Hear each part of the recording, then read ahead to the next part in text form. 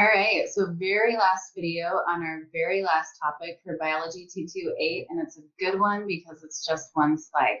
So we just finished up talking about the ovarian cycle and what's happening in the ovaries on a monthly basis. And what we're going to finish up with is talking about the uterine cycle. So the uterine cycle is looking at what's happening in the uterus in a monthly cycle. So the uterus is a hollow muscular organ that is lined with a very soft vascular tissue that's perfect for a fertilized egg or a zygote to implant in and complete its development. And what we see is that there are three phases to the uterine cycle that are affecting that inner lining of the uterus. So the first of these is what's known as the menstrual phase. If you look at this diagram down here, it's kind of showing you the physical changes that are happening with that inner lining during each of these three phases. So we've got the days down here divided into phases. So our first phase is menstrual, second phase is proliferative, third phase is secretory. And on this axis, we've got the actual thickness of that lining in the inside of the uterus. And so during the menstrual phase, this is days 1 through 5 in a female cycle, so this is when menses is actually happening, we're seeing a decrease in the thickness of that inner vascular lining. So that's what's actually being released through the process of menstruation. We've got that lining that's breaking down. Days 6 through 14 are what's known as the proliferative phase. So proliferative phase, because during this time following menstruation, we've actually got that lining in the uterus starting to build back up. So it's starting to thicken again in preparation for the possible implantation of a zygote. The proliferative phase ends at day 14 with ovulation. And then following that, we move into what's known as the secretory phase. So this is a time where that lining of the uterus is still continuing to build up to some extent, but really is kind of being maintained in preparation for a zygote to implant there. If fertilization of an egg does not happen, then we actually see these blood vessels that supply this tissue starting to kink, cutting off the blood supply to that tissue.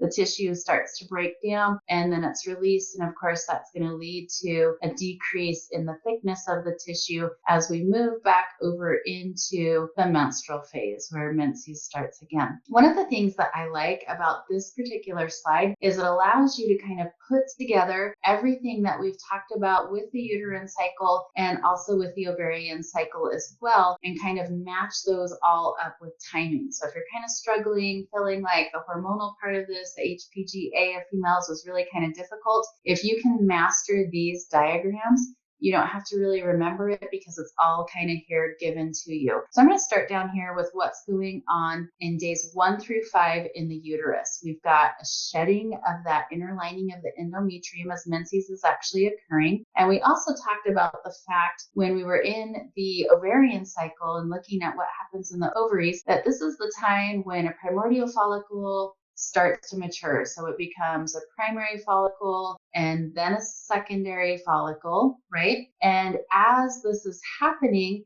there's really nothing in the ovaries to produce either estrogen or progesterone because there's no corpus luteum that's present, and the corpus luteum is what produces progesterone, and there aren't any granulosa cells. And granulosa cells are one of the two things, right, that produce estrogen. So we've got estrogen levels and progesterone levels that are really low during days 1 through 5 of the cycle. And the reason for that is we've got primordial follicle developing into a primary follicle, and from there into a secondary follicle. And until we have that secondary follicle with granulosa cells, we're not going to have any estrogen being produced.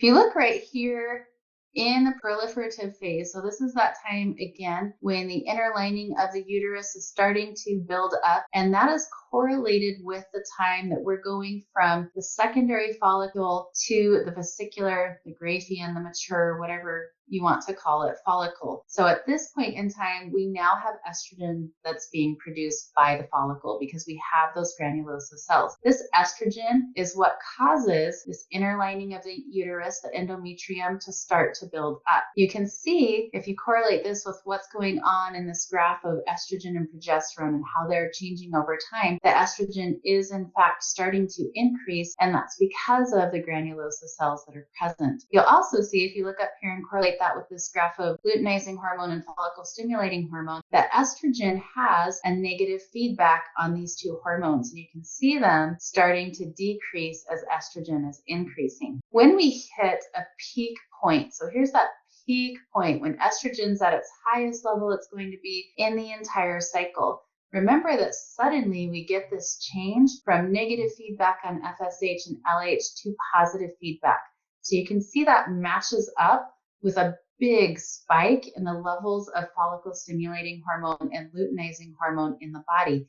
And remember, it's the spike in those hormones that causes ovulation. So that's matched up in time with these changes that are happening in estrogen levels and luteinizing hormone and follicle stimulating hormone. That's also the end of the proliferative phase in the uterus. So we move into the secretory phase in the uterus following ovulation. This is the same time frame as the luteal phase in the ovaries. So the corpus luteum is starting to develop. Remember, following ovulation, those granulosa cells were destroyed. So estrogen levels started to decrease until we have that corpus luteum, and then it starts to produce estrogen, so they start to rise again. It's also producing progesterone, so we see progesterone being produced in this cycle, and estrogen and progesterone together help to build up again this endometrium, the inner lining of the uterus, but they also help to maintain it. So we see some buildup going on, but some maintenance of these two hormones as well. You'll also remember that estrogen and progesterone negatively feed back on the hypothalamus and the anterior pituitary. So the rise in these two hormones is correlated with a decrease, or it matches up with a decrease in luteinizing hormone and follicle stimulating hormone. After about 10 days, our corpus luteum starts to degenerate. So when it starts to degenerate, we're going to see a decrease in estrogen and progesterone levels because it's no longer able to produce them. You'll notice this matches up with a slight increase in luteinizing hormone and follicle stimulating hormone because as these hormones decrease, they're no longer providing negative feedback on luteinizing hormone and follicle stimulating hormone, and those hormones start to increase. But the other thing that you'll see matching up with this as the corpus luteum degenerates and we're not having estrogen and progesterone produced anymore is that we see the kinking of the blood vessels in the endometrium and the cutoff of the blood supply, which